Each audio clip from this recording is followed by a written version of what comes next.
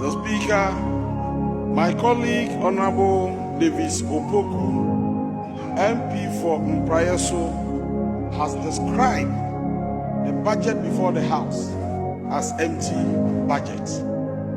And the basis of this statement is that the budget did not provide enough resources for capital investment.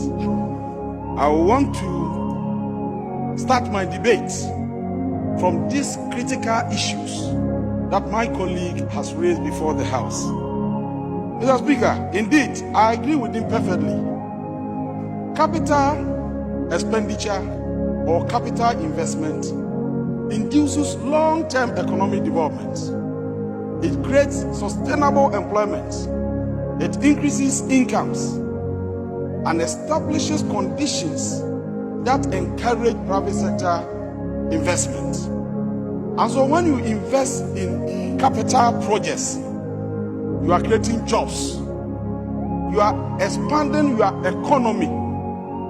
And as the economy burgeons, you liberate your people from the shackles of poverty in the country. Wisdom. Mr. Speaker, I have with me the 2024 budget presented on the floor of this House by our colleagues when they were in the majority. Mr. Speaker, in 2024, just 11 months ago, the budget provided for capital expenditure, which was 28 billion Ghana cedis. And they indicated that out of the 28 billion, the Ghanaian economy can generate only 18 billion. The remaining 10 million was to be borrowed from outside Ghana. Just 10 months ago. Today, we are debating the 2026 budget. And the allocation for capital expenditure is 57 billion. 57 billion. Mr. Speaker, it is indicated in the 2026 budget that out of the 57 billion earmarked for capital expenditure, this economy can generate 45 billion. 45 billion. In fact, when you look at the total capital expenditure in the budget, you look at the capital expenditure plus the capital component of the earmark funds, and in the 2024 budget altogether, your total was 38 billion. Today, after just 10 months in office, the government of the NDC, under the visionary leadership of His Excellency John Dramani Mahama, has increased our capital budget from the 38 billion to 77 billion. 103% increase. And you are here condemning this. And you are describing this document as empty. It means you don't have better appreciation of it. Mr. Speaker, it is important to note this, that in the 2024 budget, they projected that if they happen to be in power, in government again, in 2026, they will increase Ghana's capital budget to 44 billion. We are doing 77 billion. And you have the courage, the temerity to stand before this August House to describe this budget as empty. Mr. Speaker, he also spoke about non-payment of contractors, that we are not paying contractors. Mr. Speaker, I have the 2024 budget here. The budget your government presented to this House just 10 months ago, you projected that 2026, if you happen to be in government again, you pay arrears of 12 billion. 12 billion. Read the 2026 budget. we have provided arrears 29 billion.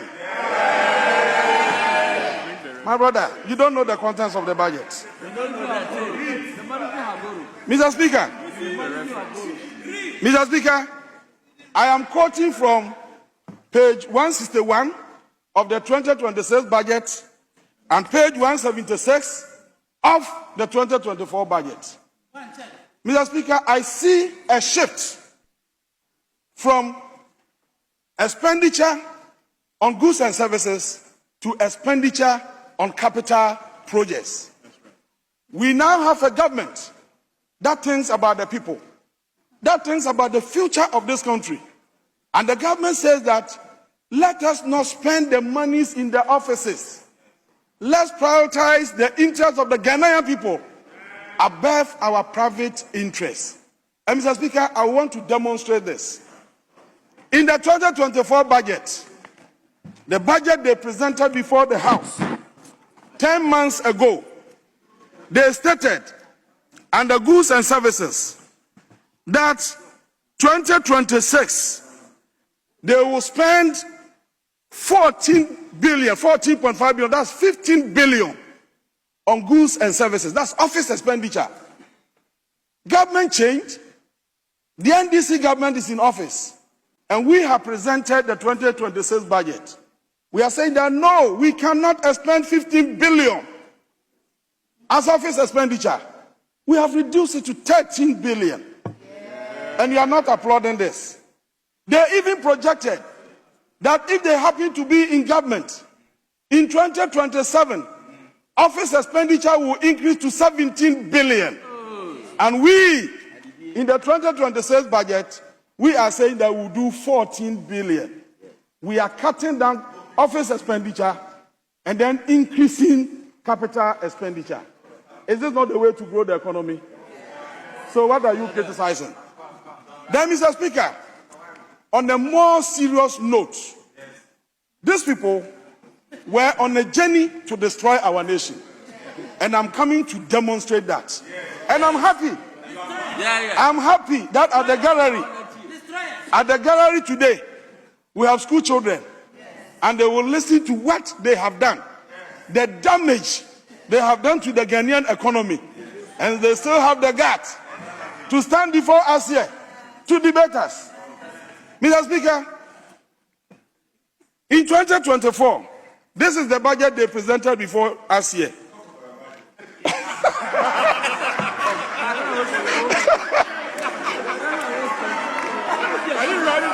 Mr. Speaker,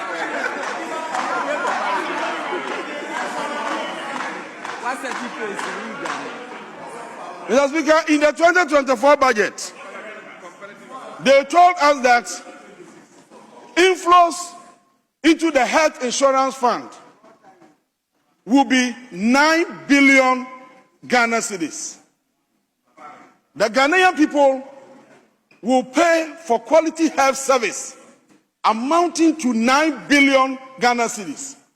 But when they get that 9 billion, they will make available only 6.5 billion Ghana cedis to the fund.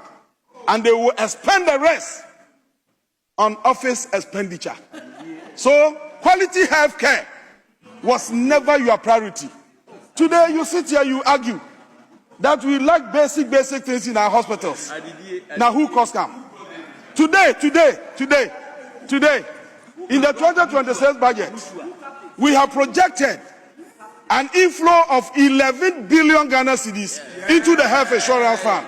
And we are saying that the entire 11 billion will be released to the fund. Is this not good news? Now let me go to Get Fund. The reason why we still have schools under trees in this country, the reasons why our children are still being schooled in dilapidated blocks, it is all because they collected monies meant for the development of school infrastructure and diverted it for other purposes. Mr. Speaker, listen to this. In the India budget, 2024 budget, they indicated that inflows into Get Fund will be 8 billion. Now, when they receive the 8 billion, when the Ghanaian people pay taxes for them to build schools, to develop education, and deliver quality education to the people of Ghana, they will give the Ghanaian people, out of the 8 billion, only 3.2 billion. Only 3.2 billion. My brother Kwaku is here. He knows this, but he can't talk about it. You know. I know you know this. This is what you did. So the Ghanaian people pay taxes. Government, take my taxes and build schools for our children. The government took the money, 8 billion, and gave just 3.2 billion to get funds to build schools. Even that one, they collateralized 60.2 of the 3.2 billion through a vehicle called Dachi PLC. You think we have forgotten? Today, in this budget, NDC is saying that get fund, we're expecting an inflow of 9.8 billion, 10 billion, and you give the entire 10 billion to get fund to enable them build schools. And you call this budget empty. Mr. Speaker, when you go to paragraph 557 and 558 of the budget, we are saying that because of the resources we are making available for school development, for the development of education, in 2026, we are building 2 technical universities. 2 technical universities. One in Jasekan, one in Techiman. We are saying that we are also partnering the Catholic Church to build a new university in Damango. And you think that the people are not happy? We are saying that we are building 2 public universities. 2 public universities. One in Kintampo.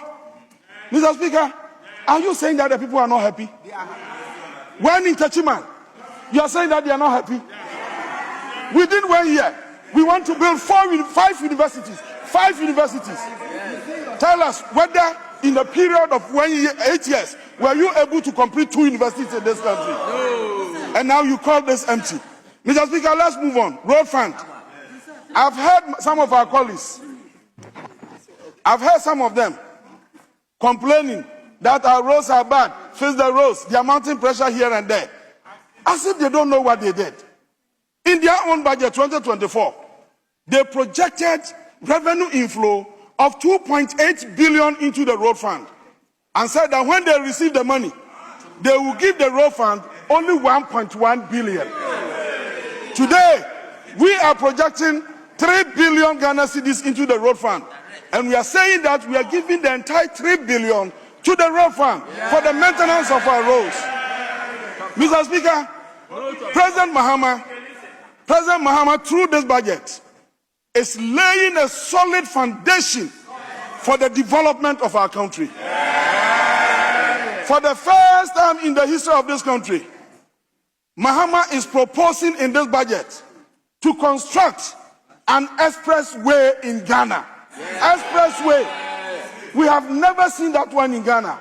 Apart from Osajifo Dr. Kwame Nkrumah, who did the motorway, Mahama is the next president to construct an express road here in Ghana. That road spans from Accra to Kumasi. According to the design, on that road, we are constructing 8 interchanges. 8! And you call this budget empty. You call this budget empty.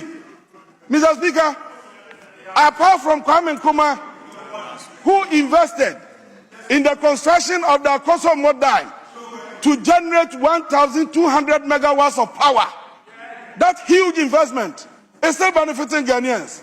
Mahama is the next president. In this budget, he's proposing to set up thermal plants to generate 1,200 megawatts of power. And you say this is not a good budget? Mr. Speaker, I think it is important for us that after the presentation of the budget in the workshop, you allow us, the ministers who generated the budget, to come and participate, to come and educate our colleagues, especially those in opposition. Because I have listened to